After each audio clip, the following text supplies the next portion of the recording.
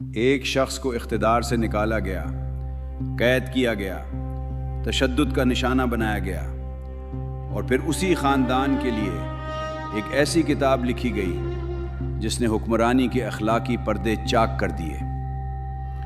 یہ شخص نکولو ماکیاویلی تھا اور کتاب تھی دی پرنس۔ اس کتاب کا سب سے پریشان کن دعویٰ یہ نہیں کہ حکمران ظالم ہوتے ہیں، اصل دھچکا یہ تھا کہ بعض حالات میں ایک اچھا انسان ناکام حکمران بن سکتا ہے، جبکہ ایک اخلاقی طور پر مشکوک شخص ریاست کو بچا سکتا ہے۔ لیکن کیا ریاست کو بچانے کے نام پر ہر حد پار کی جا سکتی ہے؟ یا یہی وہ مقام ہے جہاں حفاظت ظلم میں بدل جاتی ہے؟ دی پرنس اسی سوال کے گرد گھومتی ہے۔ کیا اقتدار کی دنیا میں اخلاق سے انحراف حقیقت پسندی ہے یا تباہی کا آغاز؟ 16ویں صدی کے آغاز میں اٹلی ایک متحد ملک نہیں تھا۔ فلورنس، وینس، میلان پوپ کی ریاستیں اور نیپلز طاقت اور بقا کے لیے مقابلہ کر رہے تھے۔ فرانس، اسپین اور مقدس رومی سلطنت بھی اس خطے میں مداخلت کر رہے تھے۔ اتحاد کمزور تھے، وفاداریاں بدلتی رہتی تھیں، اور جنگ اکثر کسی اصول سے زیادہ موقع کی تابع تھی۔ ماکیاویلی نے فلورنس کی جمہوری حکومت میں تقریباً 14 برس خدمت کی۔ سفارتی مشنوں کے دوران اس نے دربار، جنگ اور چیزارے بورجا جیسے حکمران قریب سے دیکھے۔ اس نے یہ بھی دیکھا کہ کرائے کے سپاہی تنخواہ کے لیے لڑتے ہیں، مگر بڑھتے خطرے میں ریاست کے لیے جان دینے کو تیار نہیں ہوتے۔ 1512 میں میڈیچی خاندان نے فلورنس پر دوبارہ قبضہ کر لیا۔ جمہوری حکومت ختم ہوئی، ماکیاویلی عہدے سے نکال دیا گیا، سازش کے شعبے میں گرفتار ہوا اور تشدد کے بعد رہا کر دیا گیا۔ دسمبر 1513 میں اس نے اپنے دوست فرانچسکو ویتوری کو لکھا کہ وہ ریاستوں کے حصول، حفاظت اور زوال پر ایک مختصر کتاب تیار کر چکا ہے۔ یہ تحریر بعد میں ایل پرنچیپے یعنی دی پرنس کہلائی۔ کتاب لورنزو دے میڈیچی کے نام منسوب ہوئی اور ماکیاویلی کی وفات کے بعد 1532 میں شائع کی گئی۔ ایک سطح پر یہ دوبارہ سیاست میں جگہ بنانے کی کوشش تھی، لیکن اس کا اثر ملازمت کی درخواست سے کہیں بڑا نکلا۔ ماکیاویلی سے پہلے حکمرانوں کے لیے لکھی جانے والی بہت سی کتابیں بتاتی تھیں کہ اچھا بادشاہ عادل، دیانتدار، رحم دل اور مذہبی ہونا چاہیے۔ ماکیاویلی نے سوال بدل دیا۔ لوگ کیسے ہونے چاہیے یہ ایک بات ہے، مگر وہ حقیقت میں کیسے عمل کرتے ہیں؟ وہ سیاست کو اخلاقی خواہشات کے بجائے نتائج، خطرات اور طاقت کے تعلقات سے پڑھتا ہے۔ حکمران کا پہلا امتحان یہ نہیں کہ وہ نیک دکھائی دیتا ہے یا نہیں، بلکہ یہ ہے کہ وہ ریاست قائم رکھ سکتا ہے یا نہیں۔ کتاب خاص طور پر نئے حکمران کے مسئلے پر توجہ دیتی ہے۔ موروثی بادشاہ کو پرانی عادتوں اور قائم شدہ وفاداریوں کا فائدہ ملتا ہے۔ نیا حکمران وعدے کرتا ہے، دوسروں کی مدد لیتا ہے اور پرانے نظام سے فائدہ پانے والوں کو دشمن بنا لیتا ہے۔ اصلاح کی مشکل بھی یہی ہے۔ پرانے نظام سے فائدہ اٹھانے والے پوری شدت سے مزاحمت کرتے ہیں، جبکہ نئے نظام سے ممکنہ فائدہ پانے والے اس وقت تک محتاط رہتے ہیں جب تک تبدیلی کامیاب ثابت نہ ہو جائے۔ یوں سب سے خطرناک مرحلہ وہ ہوتا ہے جب پرانا نظام زخمی ہو چکا ہو اور نیا ابھی مضبوط نہ ہوا۔ یہ مشاہدہ صرف بادشاہوں تک محدود نہیں۔ ہر بڑی سیاسی تبدیلی میں وعدے اور صلاحیت، امید اور خوف، رفتار اور استحکام کے درمیان یہی کشمکش پیدا ہوتی ہے۔ اقتدار حاصل کرنا اور اسے قابل قبول بنانا دو مختلف کام ہیں۔ کتاب کا سب سے نمایاں کردار چیزارے بورجا ہے۔ وہ پوپ الیگزینڈر ششم کا بیٹا تھا اور اس نے وسطی اٹلی میں طاقت بڑھانے کے لیے سفارت، دھوکے، فوج اور موقع سب استعمال کیے۔ ماکیاویلی نے اسے قریب سے دیکھا تھا، اس لیے بورجا اس کے لیے محض تاریخی مثال نہیں، ایک زندہ تجربہ تھا۔ بورجا نے رومانیہ یعنی وسطی اٹلی کے ایک علاقے میں نظم قائم کرنے کے لیے رامیرو دے اور کو نامی سخت منتظم کو اختیار دیا۔ رامیرو نے بے رحمی سے بدامنی دبائی۔ جب اس کی سختی سے نفرت پھیلی تو بورجا نے اسے قتل کروا کر اس کی لاش ایک عوامی مقام پر رکھوا دی۔ پیغام یہ تھا کہ ظلم ماتحت نے کیا، جبکہ حکمران انصاف واپس لایا ہے۔ ماکیاویلی اس واقعے میں طاقت کی نفسیات دیکھتا ہے، خوف کیسے پیدا ہوتا ہے، نفرت کیسے دوسرے پر منتقل کی جاتی ہے، اور حکمران اپنی شبیہ کیسے بچاتا ہے۔ یہی مقام کتاب کو خطرناک بناتا ہے، کیونکہ یہاں انسان سیاسی حساب کا حصہ بن جاتا ہے۔ لیکن بورجا کی کہانی کامیابی پر ختم نہیں ہوتی۔ اس کی طاقت بڑی حد تک اپنے والد کی حیثیت سے پیدا ہوئی تھی۔ والد کی موت اور خود بورجا کی بیماری نے حالات بدل دیے۔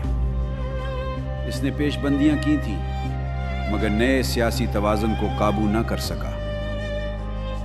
یہاں دو بنیادی تصورات سامنے آتے ہیں، ورتو اور فورتونا۔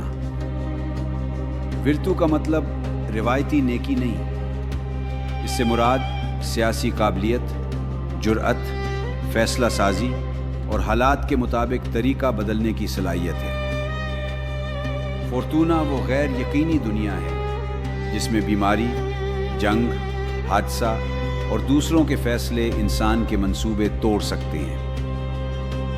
ماکیاویلی فورتونا کو سیلابی دریا سے تشبیہ دیتا ہے۔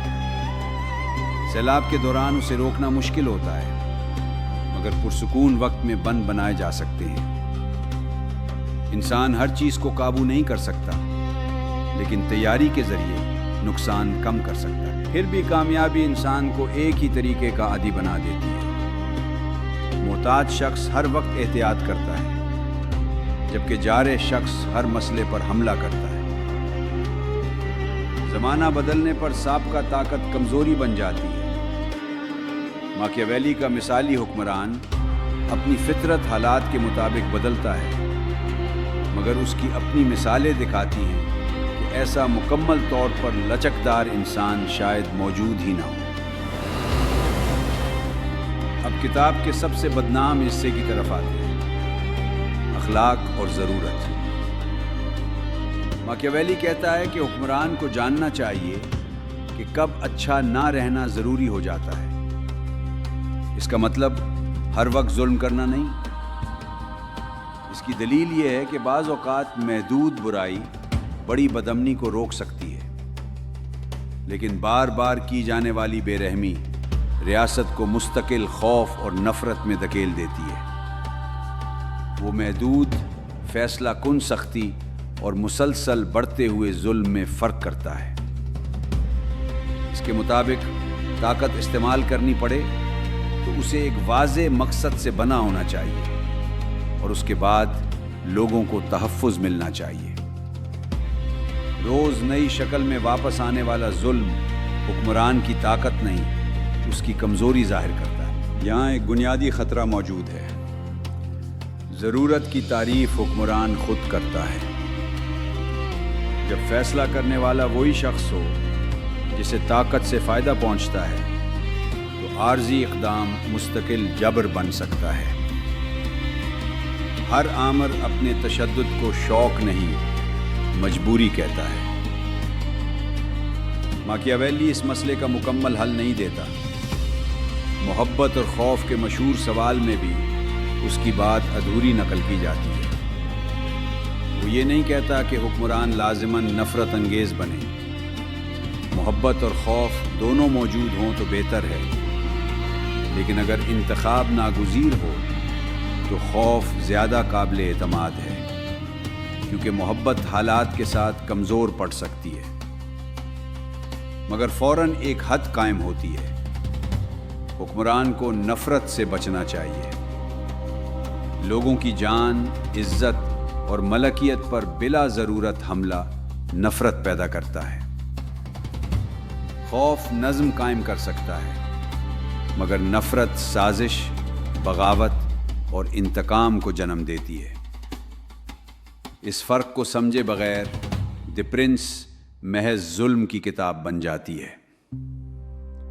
ماکیاویلی کے لیے کامیاب طاقت اندھی درندگی نہیں، قابو میں رکھی گئی سختی ہے، مگر یہی دلیل اخلاقی طور پر قابل اعتراض بھی ہے، کیونکہ انسانوں کو حق رکھنے والے شہریوں کے بجائے رد عمل دینے والی آبادی سمجھا جاتا۔ پھر آتا ہے ظاہری کردار کا مسئلہ۔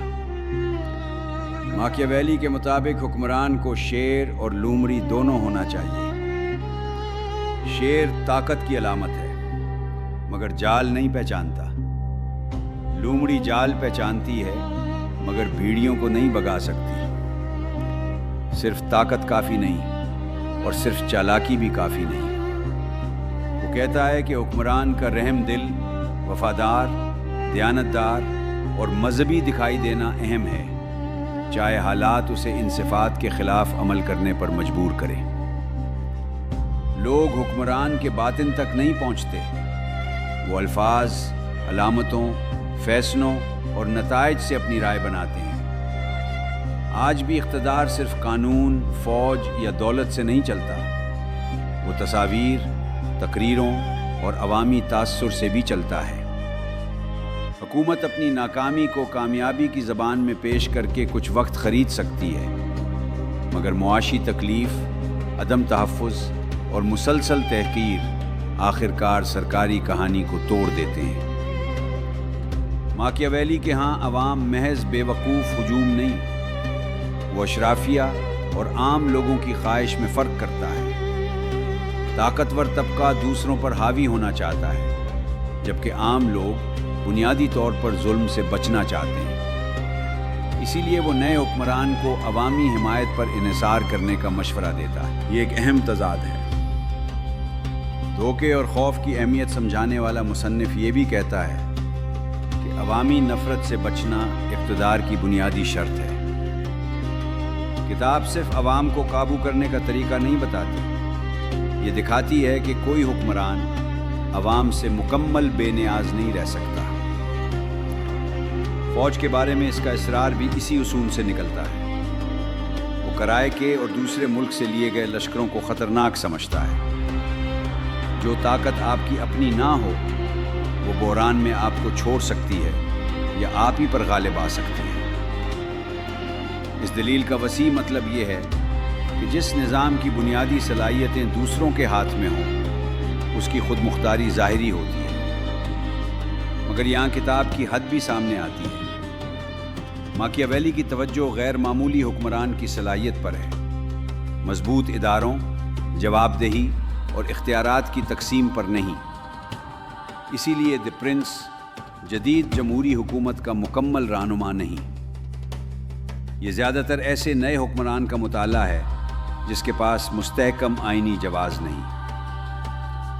ماکیاویلی کی دوسری بڑی تصنیف ڈسکورسز آن لیوی جمہوری آزادی، عوامی شرکت اور سیاسی اختلاف کو زیادہ اہمیت دیتی ہے۔ اسی تضاد نے صدیوں سے بحث پیدا کی ہے۔ کچھ قارئین کے مطابق دی پرنس سنجیدہ سیاسی مشورہ ہے، کچھ اسے طنز، خفیہ جمہوری تنقید یا حکمران کے لیے بچھایا گیا فکری جال سمجھتے ہیں۔ علمی دنیا میں اس پر مکمل اتفاق نہیں۔ محتاط نتیجہ یہ ہے کہ کتاب طاقت کی عملی منطق کو سنجیدگی سے بیان کرتی ہے، مگر مصنف کے تمام ذاتی عقائد صرف اسی متن سے طے نہیں کیے جا سکتے۔ ایک مشہور غلط فہمی یہ ہے کہ ماکیاویلی نے لکھا تھا، مقصد ذرائع کو جائز بنا دیتا ہے۔ یہ جملہ اپنی مشہور شکل میں کتاب میں موجود نہیں، البتہ اس کے بعض دلائل یہ ضرور کہتے ہیں کہ حکمران کے اعمال کو اکثر کامیابی، ریاست کے تحفظ اور نتیجے کی روشنی میں پرکھا جاتا ہے۔ پھر بھی وہ ہر کامیاب جرم کو عظمت نہیں کہتا۔ بعض لوگ قتل، دھوکے اور خوف سے اقتدار حاصل کر سکتے ہیں، لیکن اقتدار اور تاریخی وقار ایک چیز نہیں۔ طاقت مل سکتی ہے، عظمت نہیں۔ کتاب انسانی فطرت کو اکثر بدعہد، مفاد پرست اور خوف سے چلنے والی سمجھتی ہے۔ اس کی تاریخی مثالیں منتخب ہیں۔